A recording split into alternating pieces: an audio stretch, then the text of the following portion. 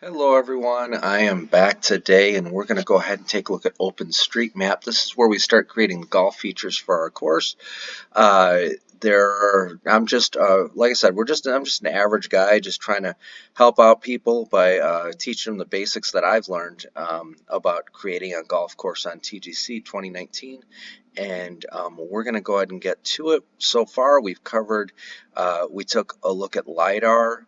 We took a look at how to create a blank course file. We've got that course file all together along with the LiDAR in a folder that's sitting on my desktop. And now we need to move on to OpenStreetMaps. Now, OpenStreetMaps is just basically a place for municipalities and cities to take and map things. Insurance companies use it. One of the big uses is water. Water drainage and water supply companies use it. Construction companies use it, and they use it just to map out exactly where things are. The city planners are heavily involved, and sometimes when you're using LiDAR, you may actually get contacted by a city planner who is oftentimes trying to thank you for accurately mapping out things in their area. So we're gonna take and uh, look at how we can do that and get involved. Now, one of the big things is you go to your openstreetmap.org, and then when you're going to go ahead and hit the edit button. Okay, what that does is that then gives you this kind of overhead view. If you don't hit the edit button, you're going to get a view that's kind of like Google Maps. And if you want to zoom in, a lot of people zoom in with that first and then hit the edit button. But I oftentimes hit the edit button first so that I get this view right here. And it starts out with a big map of the United States or any European country, wherever you are. It starts out with a map of where you are. Okay. And then I know that my class is kind of between 24 and Centennial Drive, just to the east of Illinois Central College. So I go ahead and I zoom in, and you'll notice that I have golf features here. Sometimes you'll get into a course and you'll find that someone has already started mapping it or doing it. And in this case, this is me. I did the first 9 holes here ahead of time so that I could move more quickly. But I mapped out these holes to get them ready. Sometimes people in other golf programs have mapped out the golf courses, like a lot of people who were on the old Jack Nicklaus Perfect Golf. They used to map out their courses on OpenStreetMaps. That program isn't around any longer, and I'm not sure how the new GS Pro program is going to do it. They may be using golf course features as well in a similar way that TGC 2019 does. They haven't been real clear about that yet, so they haven't designed their course creator yet. But this is how we do it in TGC 2019. We take and we map it here on OpenStreetMaps. Now you'll see that water is mapped. And when a municipality maps water on a golf course, they just map it as water. They don't map it as a water hazard, and you got to change that, okay? This one was originally marked just straight water. I marked it as a water hazard. I'll show you how to do that in just a minute, how to mark something, a fairway, a green, anything like that when we get going. But you'll see that the holes are all outlined, the tee boxes, the sand traps, the greens. So everything is all outlined there so that you can see how it works. I still haven't quite cleaned this all up yet, but it's starting to come together into a course. You'll notice I didn't outline the trees.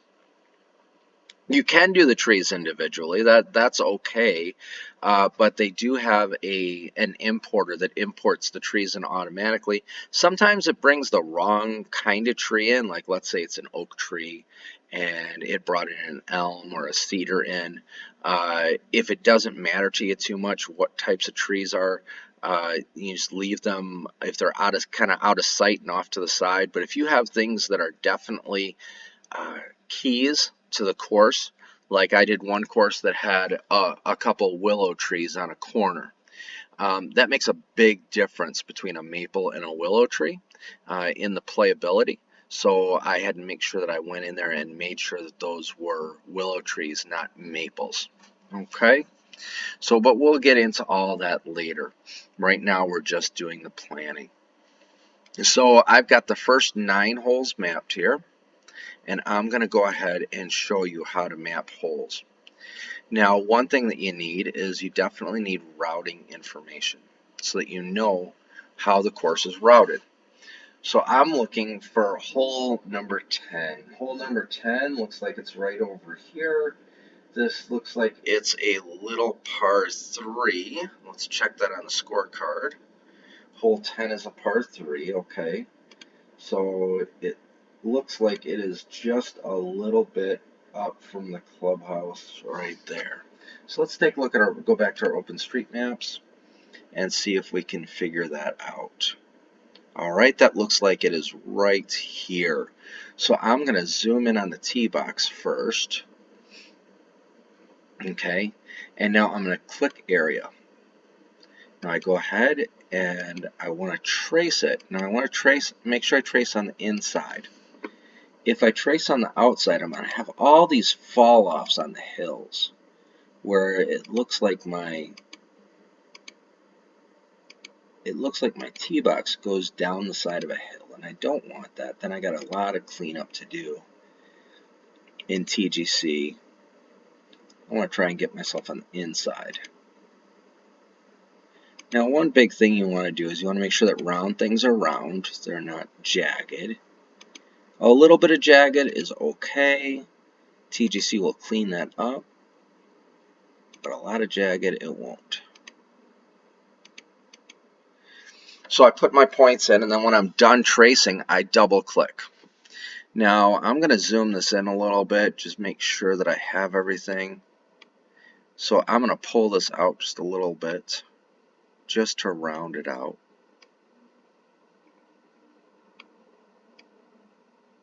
And I can take and pull these individual dots.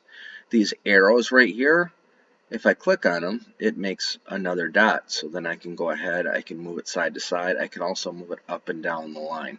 That's real helpful when you have a tight curve. Okay.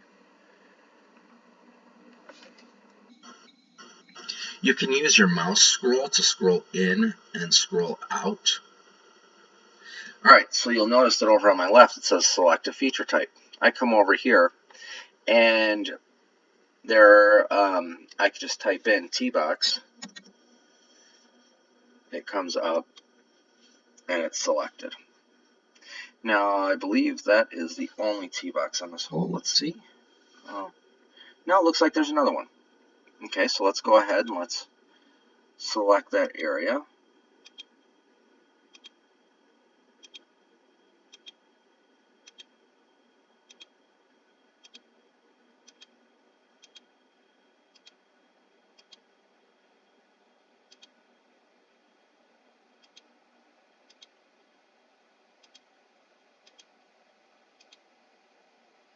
Just trying to get the outline here. It's better to be, whoops. It's better to be inside the line rather than outside the line. So when if you're going to err on being inside the actual tee box instead of outside the actual tee box. Okay? So I am just going to make sure that I've got everything kind of lined up here just how I want it. That looks good. So again, I select it, select feature type.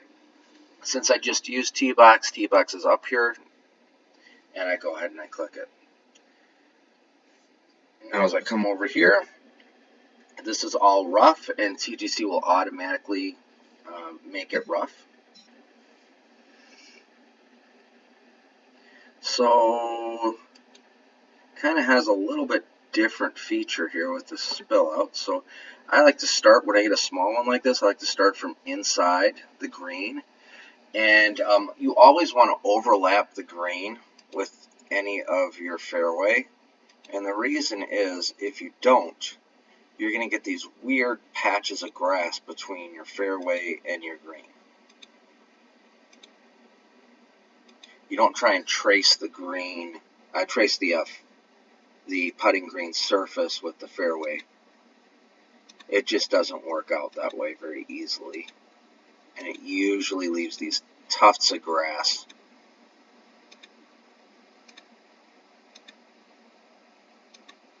And the way TGC operates is that green always overrides fairway, so it basically stacks it on top. Okay, so I need to label this, and I'm labeling it fairway. Okay, and fairway's right there. If it wasn't right there, I just start typing in fairway. Zoom in a little bit on this trap. Traps are real important, very important that you go inside of them. If you don't go inside of them, it's going to look very strange because you're going to have this sand spilling over the top of a hill.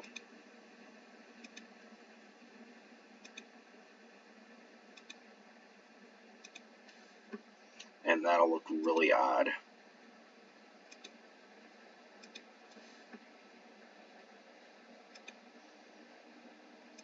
Especially when you're around a green.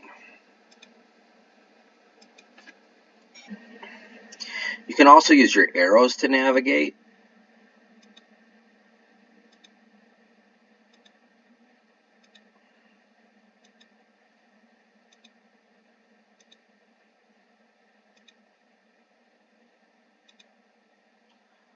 So all this is really tracing and clicking.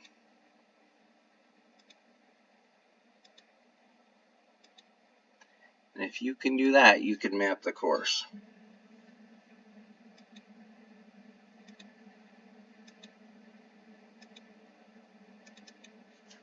Okay, so that's a sand trap. I want to label it. Now my last thing I have to map on this hole is the green. Now a lot of people say, well, what about the fringe? Well, the fringe auto-generates. It generates automatically the fringe off of a green. You really want to make sure again that you're on the inside of this. Why? Because it makes a green unfair if you're not. All of a sudden a person's going to hit a green and they're going to go shooting off of it because they're on a downhill, really steep downhill. That's not really fair on a green. You'll notice there are the two different shades here of green. I'm going on the slightly lighter one. The darker one is the fringe on the course.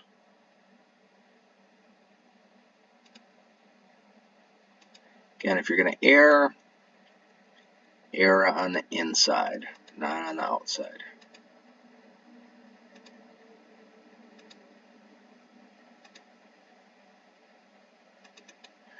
Some people like to put a ton of points in here. I don't. There are some reasons for that. I find that if you put a lot of points, and you're saying, well, you already have a lot in there. This is about the maximum I go usually.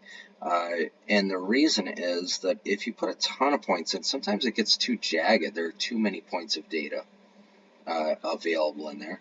And I'm just taking and I'm just looking at it and I'm making minor adjustments. And if something's not smooth, like I'm looking at this one, that dot is just a tad bit off. If I can get it just a little higher, that'd be great.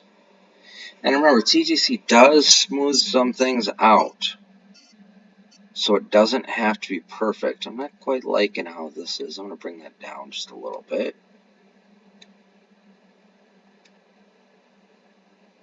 Okay. All right, I'll bring this over a little. Now remember, you zoom in, you can get these arrows if there's something that you need to round out a little bit. Like that there. That there. And the closer you zoom in, the more fine adjustments you can get. Okay, That's looking pretty good there. I have to make sure that I select this feature as putting green. And putting green's not on there, so I just start typing in, and putting green comes up. Okay. So now I've got to tell it that it's a hole. How do I do that? Well, to tell it it's a hole, I want to click line. I want to go as far back as I can on the back tee box. Okay. I don't want to click on any dots. See, if I get too close, I'll click on a dot. But I want to get as far back as I can. And now I just create this line, and I want to click it in the center of this tee box. Now, if I was doing a par 4 where it typically takes 4 shots to get to the green, I would use a waypoint. So about a typical, we adjust the waypoints once we get into TGC. You don't want your waypoints really much over 200 yards, and we'll explain why later.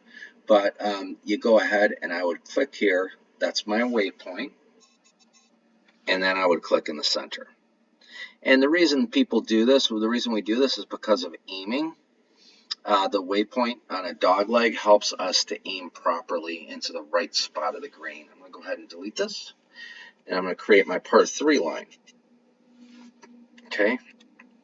Par 3, as far back as you can get it. Click in the center of the green. Double click here. Okay. Now this is a golf hole. So I'm going to click golf. You might not have golf hole come up because you haven't used this before, but you would just type in golf hole. Okay. Now, what hole is it? It's hole number 10. Hole number 10. It's a par 3. All right. So you notice now, hole 10, the number popped up there. So I've got that set in my routing, and that's ready to go. All right. So if I were to do this hole over here with a line, this one's a little more complex here. Let's get a easier hole to. Okay. If I were to do this hole over here, and I did all the features, and let's say the tee box is right here, I would do something like this. I'd click here, and then I need to lay it up before the river, so I'd click there, and then I click into here, and I go ahead, my error there, so I got to double click, and then again, I would go ahead, golf hole, and then make it a golf hole, label what hole it is, and the par, the first one that you put in, like if we come over here, the name, you can put hole 10 or 10, then you put the hole number, then the par. That's going to transfer over into TGC so that you don't have to go in and do a lot of settings. All you have to do is check it. Okay. All right, so that is mapping your first golf hole. Make sure that you take the take the time to get a good solid mapping. You notice this took me 18 minutes to do a hole. It should take you around the same. If not, you might need to do a little bit of work on refining, making sure that your corners are all rounded. If they're supposed to be rounded, some are supposed to be squared, but most on the courses I do are rounded. Make sure that you take the time to do that. One last thing I want to get into about mapping is tall grasses. In Illinois, we have tons of tall grasses. It's just really common for us. And this is an area of tall grass. You can kind of see it in here. There's a lot of vegetation and stuff. And there's yellow. And I also take note of what color it is. And Google Earth shows it even better. But it's really a tall grass with a yellow kind of wildflower in it. I took and I marked these, and rounding these and getting them perfect isn't necessary because you're going to delete it in TGC, but I marked this area as a building. Now, why did I mark it as a building? Well, I marked it as a building because when it imports into TGC, it's going to import in as a concrete surface, and I can see that easier, and I just know in my head that concrete surface needs to be filled. Do not leave it like this, though. When you are done creating your file, your course file, go back, go back and label this as tall grass, uh, because the city managers will appreciate that it's marked properly. Okay, so I'm going to be going in, creating the rest of this course. I'll bring out any interesting features to you in a future videos. But right now, at this point, it's time for you to go and experiment and get together your course so that you can start mapping on OpenStreetMaps just like this. And then we're going to go ahead. I'll get the other 8 holes done. I got to do some refinement with rounding corners, and then I will log back in, show you the progress that I've made, and then we'll go ahead and get Chad's tool together and start putting everything into a TGC course file. I hope that you have enjoyed this and have a great day.